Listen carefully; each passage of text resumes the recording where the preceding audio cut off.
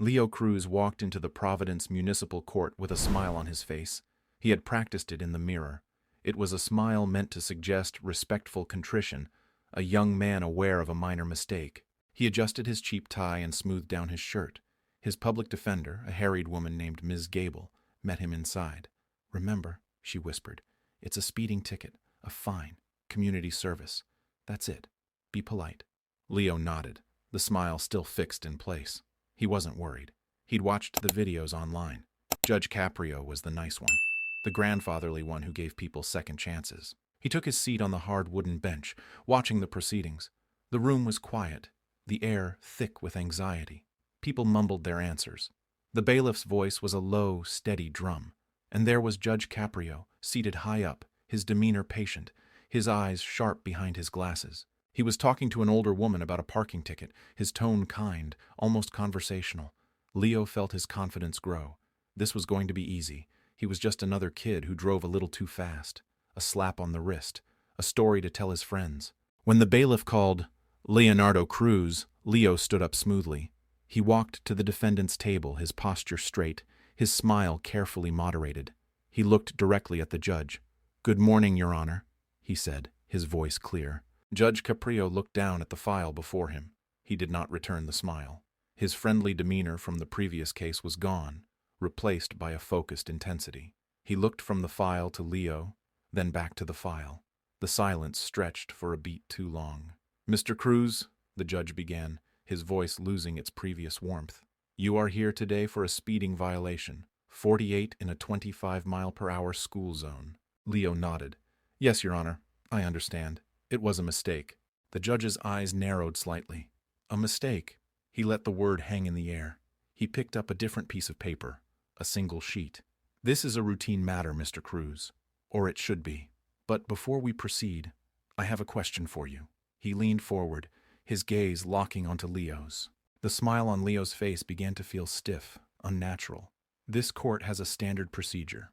We run a check, a background check, to see if there are any outstanding issues." He held up the paper. "Would you like to explain to the court why your name, your date of birth, and your social security number are linked to an active arrest warrant from the state of Nevada?" The air left Leo's lungs. His smile vanished. He could feel the blood draining from his face. Ms. Gable beside him stiffened. She had not known. This was not in the file for a speeding ticket. Leo's mind raced, scrambling for purchase. Nevada. It was supposed to be over. It was supposed to be buried. "Your Honor, Leo started, but his voice was a dry croak. Judge Caprio did not look away. His expression was utterly serious. All traces of grandfatherly kindness gone. "The warrant is for felony theft, grand larceny.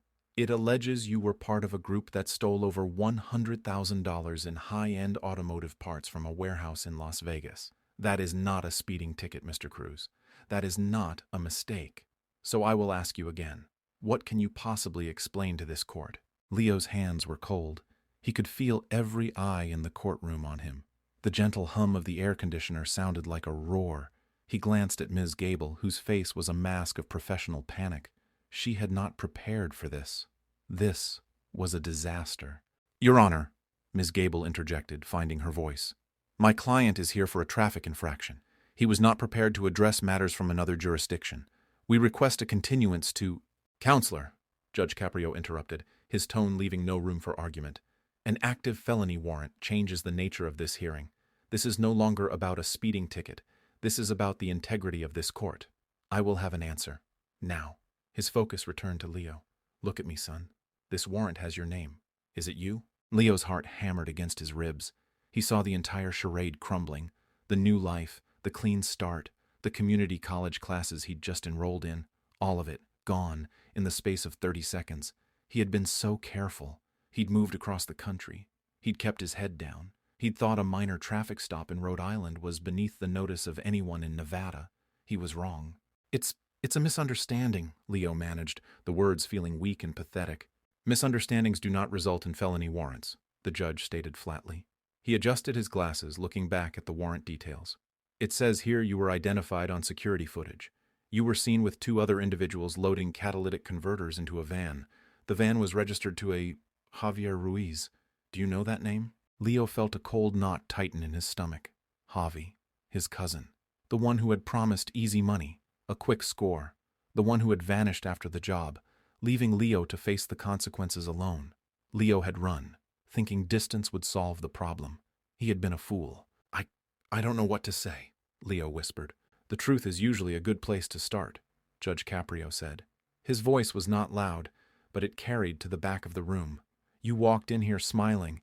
You thought this was a formality. You thought you could pay a fine and walk out and this warrant from Nevada would just disappear. But the law does not work that way. It catches up. The judge leaned back in his chair, his expression unyielding. The stakes, Mr. Cruz, are no longer a few $100s. They are your freedom. You need to decide right now what kind of man you are, the one who runs or the one who faces what he has done. The turning point was the silence. It was the moment Leo stopped trying to calculate an escape and simply stood there, exposed. The polished floor, the stern face of the bailiff, the disappointed shock on his public defender's face, it all crystallized into a single undeniable truth. He was caught. The running was over. He looked up at the judge. The fear was still there, a live wire in his chest, but beneath it was something else, a shred of defiance and a crushing wave of fatigue. He was tired of lying. He was tired of looking over his shoulder. It was my cousin, Leo said, his voice stronger now, stripped of its false politeness. Javi. He said it was a simple job, in and out. He said no one would get hurt. He shook his head. A bitter laugh caught in his throat. I was 19. I was stupid. I needed money for school. I never thought it would be this. Judge Caprio listened, his hands steepled under his chin. He did not speak, allowing Leo to fill the silence. When the police started asking questions, Javi disappeared. He left town. He left me. I got scared. I panicked. I packed a bag, and I drove. I drove for 3 days until I got here. I got a job. I enrolled in classes. I was trying to be better. Leo's shoulders slumped. The confession was a physical weight being lifted and crushing him at the same time. The speeding ticket? I was late for work. I wasn't thinking. I just didn't think this would happen. That is the critical error, Mr. Cruz, the judge said, his voice low and intent. You did not think. You did not think about the consequences of your actions in Nevada, and you did not think they would follow you here. A warrant does not expire because you cross a state line. It does not care that you are trying to be better. The law is a fact. You can either hide from facts, or you can deal with them. Hiding has failed. Judge Caprio looked toward the bailiff. We are going to take a short recess. I need to speak with the court clerk. And Mr. Cruz, he said, his gaze pinning Leo once more, I want you to think very carefully about what happens next. The decision you make in the next 10 minutes will define the next 10 years of your life. Do you understand the gravity of that? Leo could only nod. The gavel cracked. The sound was like a gunshot in the quiet room. As the judge stood and retreated to his chambers, Leo felt the world shift. This was no longer about avoiding punishment. It was about choosing what form that punishment would take. He could feel the two paths diverging in front of him, one of continued flight and one of standing his ground. For the first time, standing his ground felt like the harder but stronger choice. The recess felt like an eternity. Leo sat at the defendant's table, his head in his hands. Ms. Gable was speaking to him in a low, urgent voice, laying out the bleak options. They will extradite you, Leo. That means police will escort you back to Nevada. You will be processed into their system. You will need a lawyer there. With a clean record, you might plead it down, but given the value of the theft, you are looking at serious prison time. Leo listened, but the words were just sounds. He was thinking about his mother. She thought he was working a construction job up north. She had no idea about Nevada, about the warrant, about any of it. The shame of this moment, broadcast in a public courtroom, felt worse than the prospect of jail. He had humiliated himself and failed her. What if I don't fight it? Leo asked, his voice hollow. Ms. Gable stared at him. What are you saying? What if I just agree to go? What if I don't make them drag me back? Before she could answer, the bailiff called the court back to order. Judge Caprio returned to the bench. His expression was still severe, but the raw intensity had been refined into a calm, decisive authority. He had made a decision. Mr. Cruz, the judge began, I have spoken with the clerk. We have confirmed the warrant is valid and active.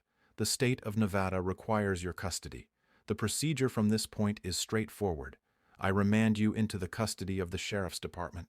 They will hold you until agents from Nevada arrive to transport you back. It is a mechanical process. He paused, letting the finality of that statement sink in. Leo felt a cold dread seep into his bones. This was it, the end of his freedom. However, the judge continued, and the word was like a lifeline. However, there is the matter of how you choose to proceed. I have seen two versions of you today. The one who walked in here with a smile, believing he could outsmart the system, and the one who, just now, told the truth. The first version deserves no leniency. The second version might. Judge Caprio leaned forward, his eyes boring into Leo's. I cannot dismiss the warrant. I cannot change the charges, but I can influence what happens next. I can order you remanded in cuffs as a flight risk, or I can release you on your own recognizance to surrender yourself to the sheriff's department at a specified time to begin the extradition process voluntarily. The emotional cost of that choice was immense. Trust versus control. If I let you walk out of this courtroom today, with a date to turn yourself in, I am betting on the man who told the truth. I am betting you have learned that running is a dead end. But if you betray that bet, if you run, the consequences will be far, far worse. The law will come down on you with everything it has. So I ask you, which man is leaving my courtroom? The one I have to put in chains, or the one who will face his fate with his head up? Leo stood. His legs felt weak, but he locked his knees. He looked at the judge, no longer as an adversary, but as the first person in a long time who had demanded his honesty and had, in return, offered him a shred of dignity. I'm done running, Your Honor, Leo said, his voice clear and steady. There was no smile on his face now, only a grim resolve. I will surrender. I will take my punishment. I don't want the cuffs. Judge Caprio studied him for a long, silent moment. The entire courtroom seemed to be holding its breath. Then, the judge gave a single, slow nod. I believe you. He turned to the bailiff. The defendant is released on his own recognizance. He will surrender himself to the Central Sheriff's Station at 9 a.m. tomorrow morning to begin the extradition process to Nevada. The gavel fell. This court is adjourned. The finality of the sound was different this time. It was not an ending, but the start of a difficult, necessary journey.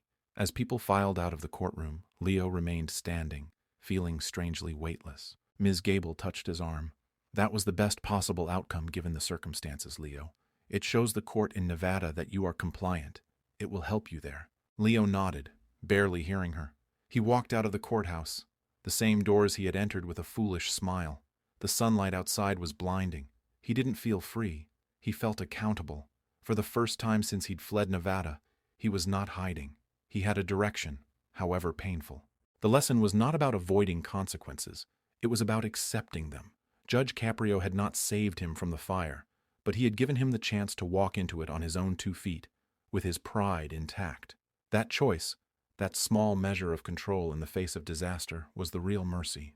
The strong choice is not the easy one. The strong choice is to stand and face the storm you created. That is the only way to ever see the sun again. Your past will always find you.